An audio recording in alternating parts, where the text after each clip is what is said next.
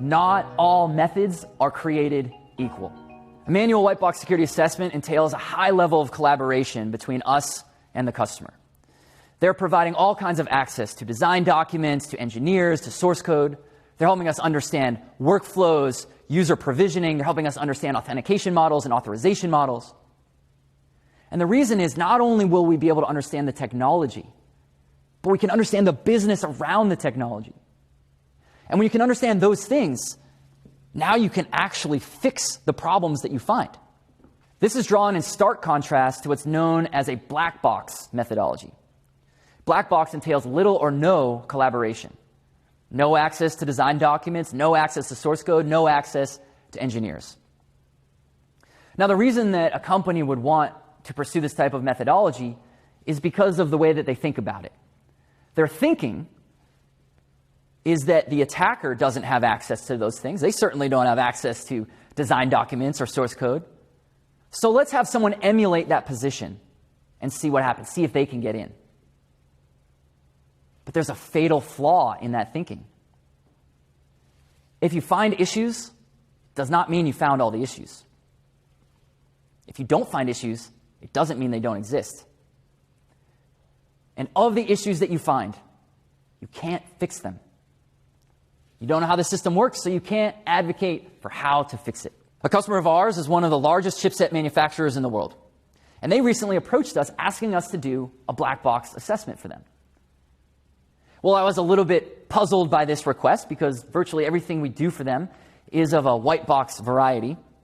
And so I pushed back on my contact over there and said, why the change? Why do you want to approach the assessment in this way? He said, well, first of all, Ted, I want to do a white box assessment. I want to actually really understand the problem so I can fix them. That's my mission. He said, but here's my problem. My boss's boss, he promised to his boss that he would deliver a black box assessment. I don't know if he knew what he was asking for or not, but the point is, he has political capital invested in this commitment. He can't not do it, and thus I cannot fail to deliver it to him. I paused and thought a little bit about this challenge because it was a really interesting one. It's not unique to this particular company. It's something that all large organizations face.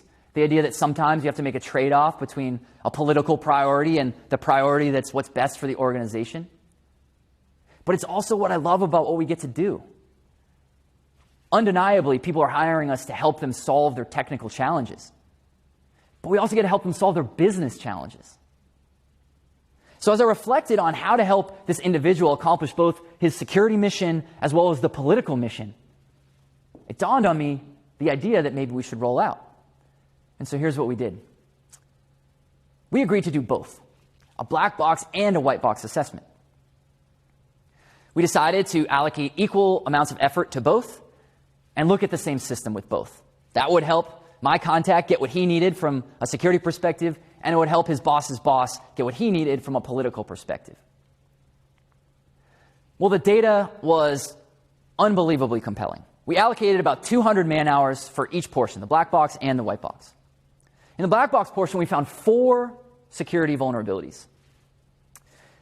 But here's what's interesting about those 4. Of the 4, 2 of them the customer already knew about. All that time, all that effort, all that money was completely of no value.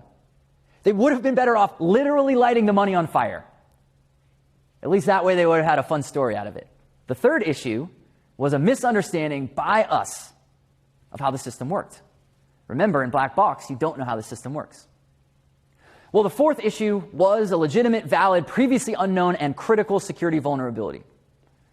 So the customer got tremendous value out of that finding. However, because it was black box, we didn't know how the system worked, so we couldn't articulate how to fix it. So in summary, 200 man-hours, 1 issue, no solutions. Then we moved into the white box portion. 200 man-hours, looking at the same system, but rather than 1 vulnerability, we found 21 previously unknown critical security vulnerabilities on the same system. And for each one of those issues, we found at least 1 mitigating strategy, and in some cases more than 1. Instead of 200 man-hours for 1 issue and no solutions, 200 man-hours meant 21 issues and 21 solutions. The data is unbelievably compelling to make the point: method matters.